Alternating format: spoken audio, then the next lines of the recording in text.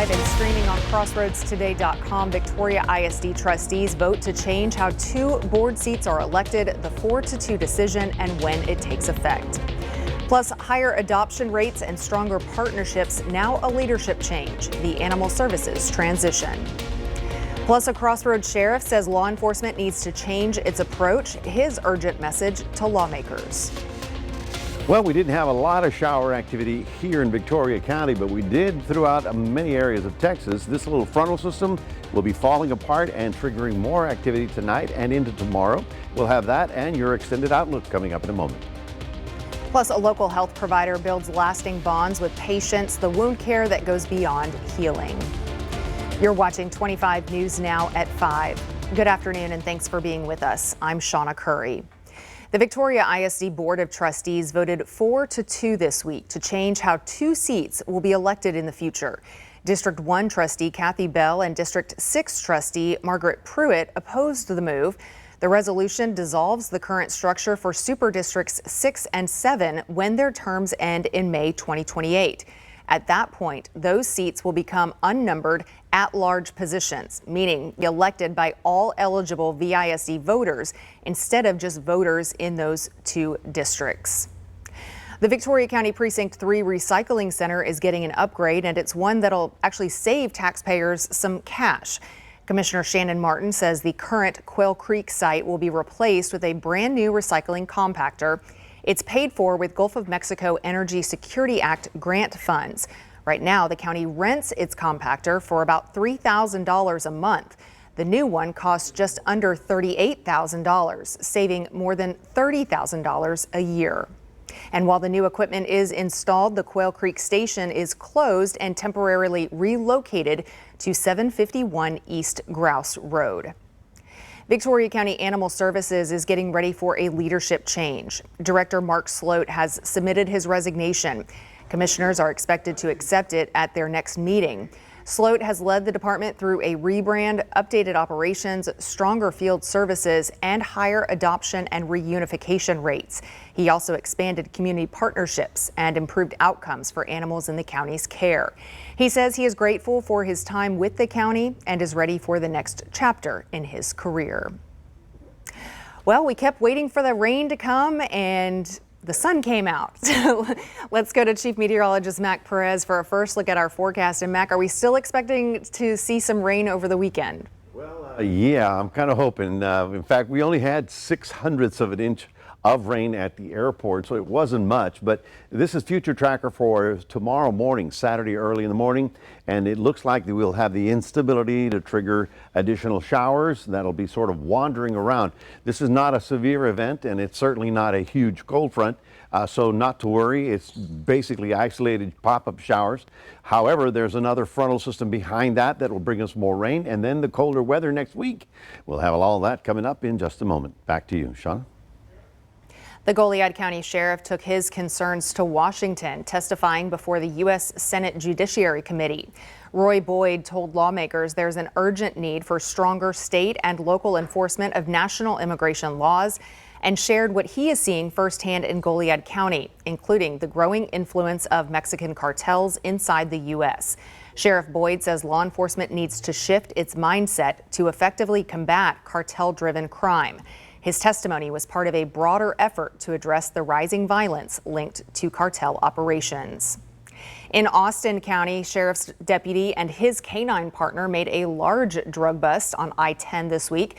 Deputy Boutron pulled over a tractor trailer on I-10 and his canine Knox alerted to something in the trailer. A search uncovered roughly 200 kilograms of crystal meth hidden inside the truck's legitimate cargo. Deputy Boutron serves on the West Side Narcotics Task Force, which is a multi-agency team that covers 5 counties, including Lavaca County.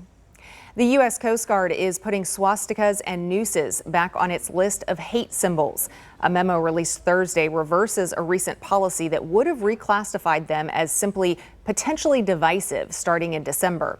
That plan drew quick pushback from lawmakers. Illinois Congresswoman Lauren Underwood raised her concerns with the Coast Guard's acting commandant. Underwood later said she was told those symbols, including swastikas and nooses, will remain prohibited. If you see news happening, give us a call in our newsroom at 361-576-0026, or you can send us an email to staff@crossroadstoday.com. Well, Pam's Health Specialty Hospital of Victoria North is celebrating 25 years in specialized healing. 25 News Now reporter Ray Mosley spoke with some of the physicians there today, and he joins us now. Ray, why is this such a milestone for the Crossroads? Well, Shawna, Pam Health Specialty Hospital of Victoria North specializes in many facets of care, such as breathing and diabetic counseling. But the one specialty they're receiving notice for is wound healing. Physicians at Pam Health Specialty Hospital of Victoria North say not treating wounds properly can even have a more negative effect on a patient. Physician Rachel Schaefer has been a part of wound care at Pam Health for 6 years. She says if someone doesn't treat open wounds as soon as possible, there could be a heightened risk of amputation. I love what I do because I love being able to give patients back their lives. I love being able to help them to heal, to help them get back their quality of life. You know, that really is what makes the difference for me.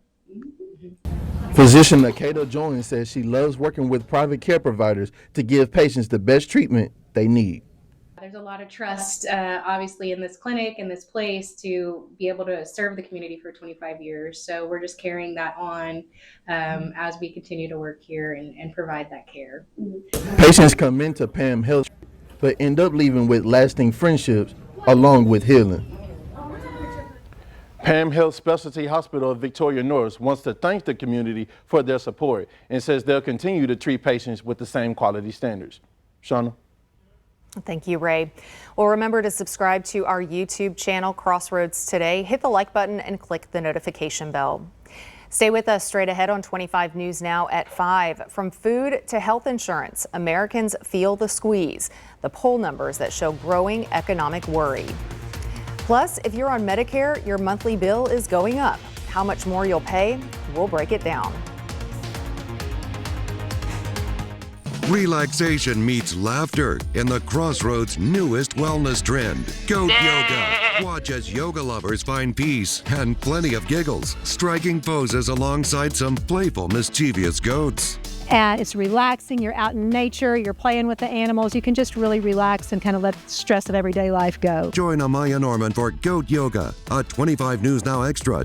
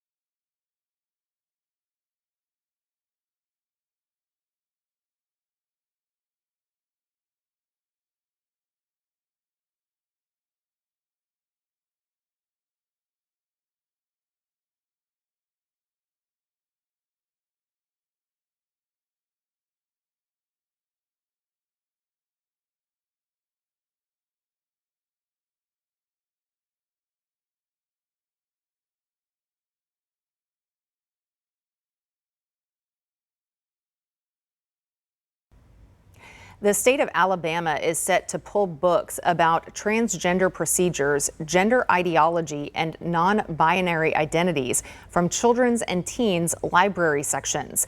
The state's Public Library Service Board approved the change on Thursday, which will affect more than 200 libraries.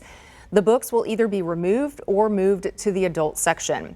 The board chair, who also leads the Alabama GOP, says the goal is to give parents more control over what their children read. Supporters call it protection, while critics say the board is overreaching. The change could take effect as early as the spring. A new survey is shedding light on which social media platforms Americans are spending their time on. Pew Research Center surveyed more than 5,000 adults.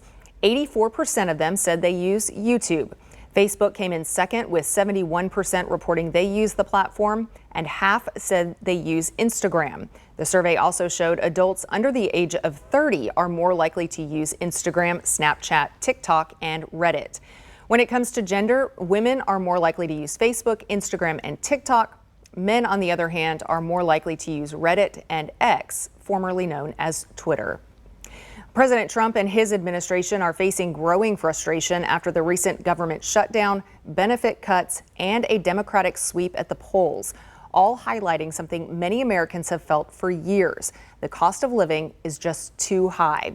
And new data out today shows paychecks are not stretching as far as they used to. Ivan Rodriguez has a look at the latest economic picture as we head into the holiday season. Higher price rise of everything going on with inflation, the tariffs, our dollars are not stretching as much as they need to. From food to health insurance. It's going to be triple this year, which equates to double the cost of what we pay for our mortgage for our house. People are struggling to keep up with rising costs. A poll published by Fox News this week found 76% of Americans have a negative view of this economy, up from 67% in July. Vice President J.D. Vance says the administration needs time. As much progress as we've made, it's going to take a little bit of time for every American to feel that economic boom, which we really do believe is coming. When it comes to Americans' paychecks, in September, inflation-adjusted hourly earnings were flat for the second month in a row, holding the annual rate of gain at 0.8%, the lowest in more than a year, according to Bureau of Labor Statistics data released Friday. For blue-collar and service industry workers, real pay gains were even weaker. The White House, however, continues to express optimism about the economy. Wages are up by 3.8% over the year for American workers because of President Trump's pro-growth policies. In fact, real wages are on pace to increase roughly $1,200 for the average worker this year under President Trump. In September, inflation also rose to 3% for the first time since January, according to the Consumer Price Index. I'm Ivan Rodriguez reporting. To get more news, weather, and sports, come to our website, crossroadstoday.com. Senior citizens are bracing for steep increases in their health insurance premiums next year. Medicare Part B premiums are going up nearly 10%, the largest increase in 4 years. In dollars, it's the second largest increase in the program's history. The Centers for Medicare and Medicaid Services says the standard monthly premium will be $202.90, nearly $18 more than this year. Medicare Part B covers things like doctor's visits, outpatient hospital services, medical equipment, and drugs. About 69 million Americans are enrolled in Medicare, which also covers people with disabilities. A trend catching on at gyms everywhere. Fitness fans are adding weighted vests to their workouts to step up the challenge. But experts warn that piling on too much weight could lead to injuries. In today's Health Minute, Mandy Gaither talks with a physical therapist to find out when or if wearing a weighted vest is a good idea. It's a way to step up your workouts. Weighted vests make the body work a little harder so it can burn more calories. But should you wear one? I would say certainly, yeah, why not? Physical therapist Chris Kolba with the Ohio State University Wexner Medical Center says that weighted vests can help you reach fitness goals, but he says you do need to be careful. Piling on heavy weights too quickly can lead to problems. It's much better to start out with smaller weights, shorter distances if you're talking about walking with a weighted vest. And build up your tolerance. Before turning to the vest, Kolba suggests doing some core strengthening and general exercise using body weight. He says that can help build a foundation for added weights. And the stronger your core is, the better you're going to tolerate that extra load. After that, Kolba says not to start out with a vest that exceeds 5 to 10% of your body weight, depending on your size. Instead, he says to add to the challenge by increasing the speed or distance of the walk or run. Adding hills and flat land for intervals can also help. Don't get too aggressive, don't get too overexcited, and don't progress your weight too fast. For Health Minute, I'm Mandy Gaither. The physical therapist says to listen to your body. If you start to feel pain, reduce the weight of your vest and use it less often, or shorten the distance you're going. And if the pain persists, see a doctor. Well, good afternoon, everybody. It's 82 degrees, another warm, windy day. Where's the rain? You're probably asking. That's what I was asking, too, most of the day. We did get a few drops here and there, but it certainly wasn't much of anything. We got 600th officially at the airport. But our high today was 90. Can you imagine? We broke the record set back in well, I wasn't even around, 1910, can you imagine? That's almost 100 year, well, over 100-year record that we are warm. Now, the question is there any more rain in sight? And I think there is. We'll show you that coming up in just a moment. Here's a look at what you can expect on Community Crossroads. We hear from the Victoria Symphony. We learn about an artisan market. We hear from the Salvation Army and the VISD Education Foundation. Yeah, we'll take them for anywhere. You want to come? People want to come from Corpus Christi or Houston, wherever. We'll take you from everywhere. Come here, Roger, and Victoria on February 7th.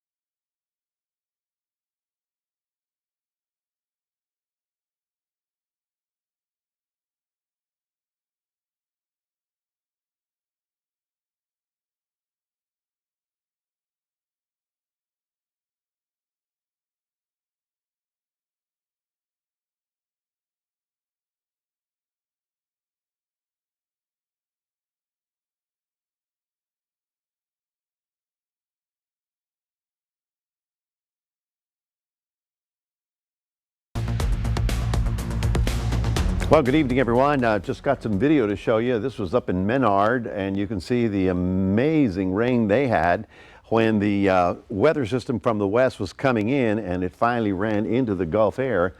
Boom, 7 to 9 inches of rain fell up in the hill country, or actually up in the Grand Prairie up there, and it was coming down hard. A lot of this got as far south as the Austin, maybe Blanco area, and then it just decreased as it got closer to our area. So it isn't like we didn't get any rain, but fortunately we didn't get this kind of problem.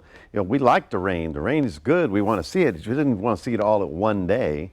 As you can see right here, we do have a few little showers popping up right in front of the frontal system. This is, of course, the boundary where all that is occurring. And so even as we speak, here we are. We see a few little showers headed on up to the northwest. This frontal system is actually stalling, so it's going to be here on Saturday. That's why we think we're going to see more shower. I think we're going to see more shower activity as this thing sort of falls apart. Then for Sunday, we got a little bit of a break here, and then we've got the next system coming through. It's almost exact same thing. It's a southwestern storm. It's going to cross the Rockies, going to go over Texas, and so Monday, Tuesday, we've got that system, and then here's the big one. This is the one that's got the real cold air that's going to go far enough south that we have an actual drop in the temperature for next week. This is the current Doppler image, and you can see here's Victoria. There you see a little rain moving on up toward the Hallettsville area. Nothing significant, nothing severe, but this is where we've had the rain over the past 12 hours. And you can see mainly just north of the city on up toward, well, halfway to Hallettsville, as you see right about there. You know, somebody should write a country song, Shawna. Halfway to Hallettsville. Sounds good, right? It could work. Anyway, and then of course we had rain up into Wharton as well, or I'm waiting for Wharton. How about that?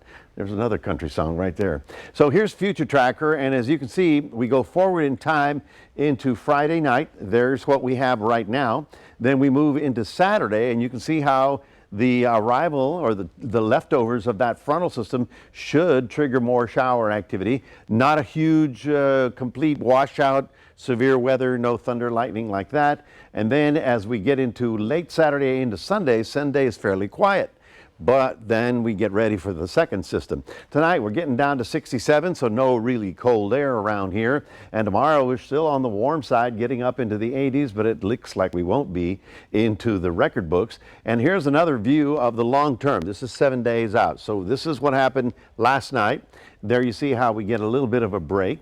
And then we look to the west, because by the time we get to Sunday, we start watching this system, and then that rolls over our area on Monday. That's when we get the second wave of thunder showers moving through.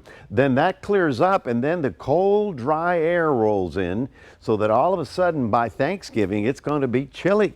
It's going to be in the 40s at night and in the 60s in the daytime. So tomorrow, still your Saturday, not bad. I mean, you can get around and do stuff, but there will be some sort of wetness around the area. Same thing in Cuero. You're going to be looking for isolated showers, but you notice how the wind sort of shifted to the northwest. That's Saturday. Better on Sunday, more on Monday, Tuesday, then the dry air, and get a load of these temperatures. On Thanksgiving Day, we should top out at 68, and at night for the weekend, we'll be down into the 40s. That is your 7-day forecast, reminding everybody we do have a QR code. Love for you to scan that, put Crossroads Today on your phone. And here's Shawna. Still to come, a major change coming to car safety testing. The new dummy designed to protect female drivers.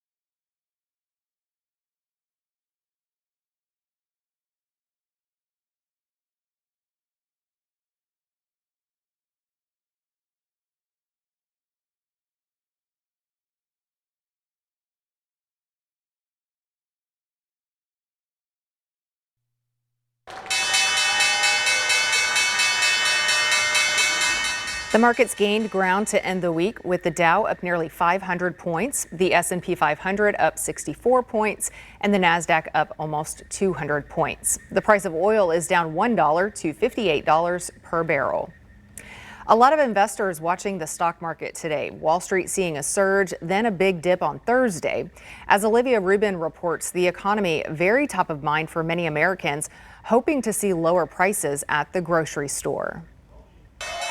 The market's jumping out of the gate today with gains at the opening bell. Investors hoping they don't see a repeat of yesterday, where the Nasdaq, S&P, and Dow all saw early gains, bolstered by a stronger than expected jobs report and solid earnings from AI chipmaker Nvidia. But the Dow giving up a 700-point gain to finish down 400 points in Thursday's trading. The drop fueled by concerns about an AI bubble and that the Federal Reserve might not drop interest rates next month. Now, the White House trying to manage grocery prices, too.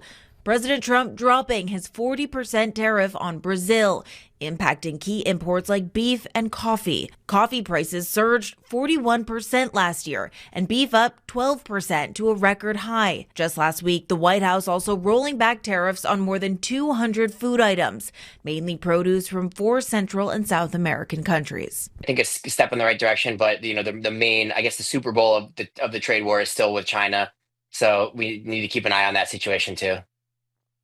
And analysts say those reversals should help bring down prices at least a little bit in the next few months. Olivia Rubin, ABC News, New York. Inflation is eating up more of Americans' paychecks. New data from the Bureau of Labor Statistics show inflation adjusted or real pay stayed flat for the second month in a row in September. Yearly gains are just 0.8%, the slowest pace since mid-2024. Blue-collar and service workers are feeling it the most, with some seeing real pay actually drop. At the same time, inflation ticked up to 3% in September, the highest since January. The bottom line, paychecks are not keeping up, the job market is slowing, and the cost of living keeps climbing. Well, this is not just breaking a glass ceiling, it's breaking a glass windshield. The Transportation Department has unveiled a new female crash test dummy designed to better reflect women's bodies in car crashes. That means automakers can see how seatbelts, airbags, and other safety features affect female drivers specifically. The move comes after a bipartisan push in the Senate, and studies show that it's needed. Women wearing seatbelts are still at higher risk of serious injury and crashes compared to men. Well, Guinness World Records Day brings some rather wild achievements. The record that involves drink cans and body suction coming up. Tonight, the Thanksgiving rush. All eyes on a storm that could wreak havoc as it sweeps across the country. And the prices at the grocery store. From coffee to beef, is there a change coming? Plus, who is our person of the week? World News Tonight with David Muir is the most watched newscast in America.